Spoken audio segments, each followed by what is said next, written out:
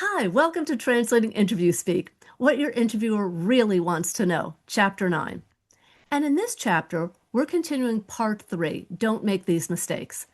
And we're going to talk about the problems with not hearing the question, the whole question, and the heart of the question.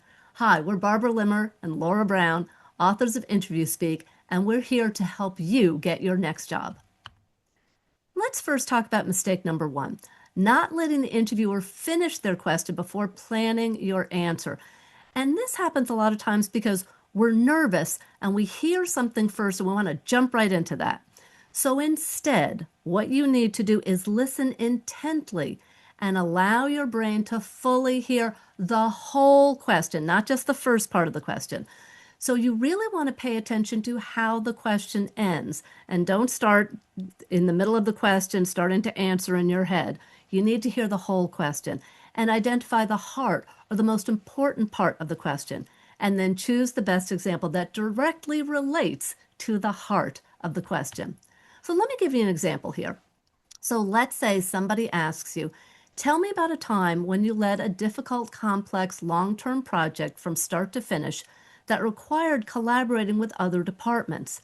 So where's the heart of this question? So if you think about it, if you were in an interview seat, you started hearing that first part, difficult, complex, and you're already starting to think, oh, I know a project I can talk about.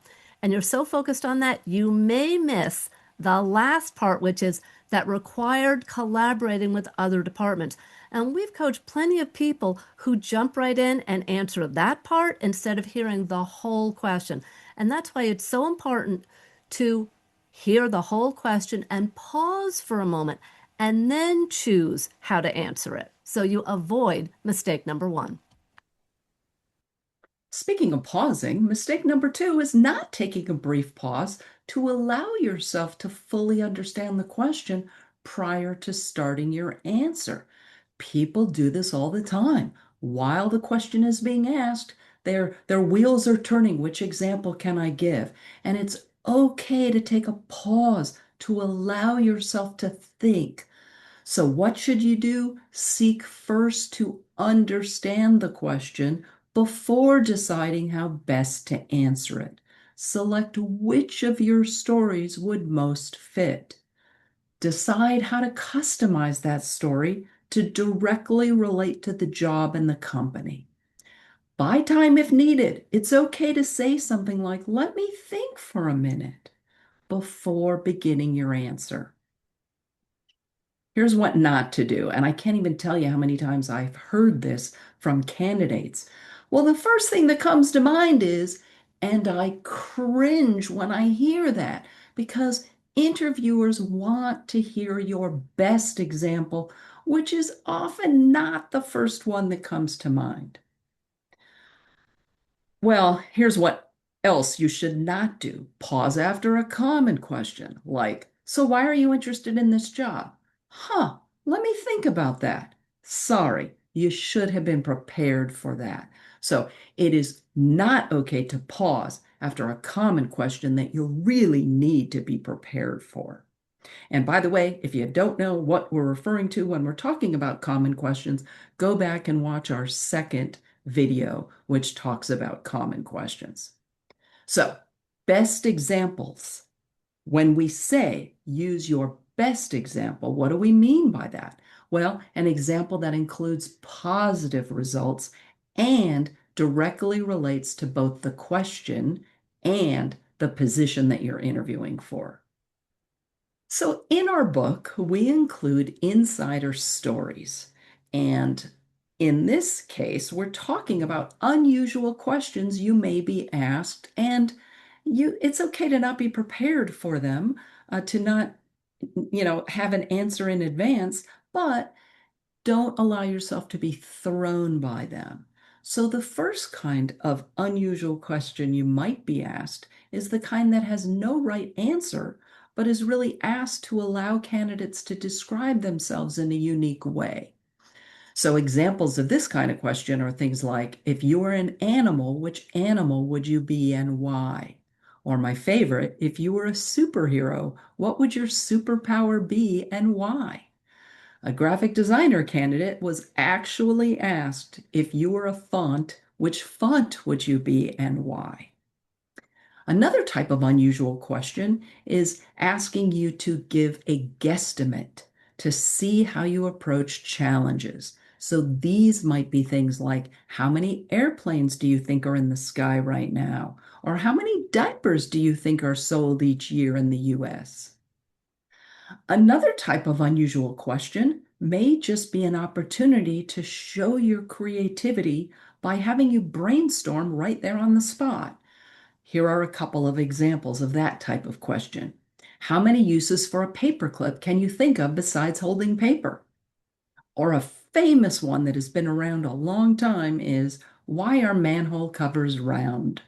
So this is one that will require you to be creative right there on the spot and see how many answers you can come up with. Another type of unusual question may be an opportunity to show your skills right there on the spot. If you're interviewing for a salesperson type of role, you might be asked, see this pen? Sell it to me now. So, how do you answer these? Well, first of all, don't allow yourself to be thrown by these kinds of questions. Pause, think, decide how to answer, and explain your thought process. Mistake number 3, rambling as you try to come up with an answer.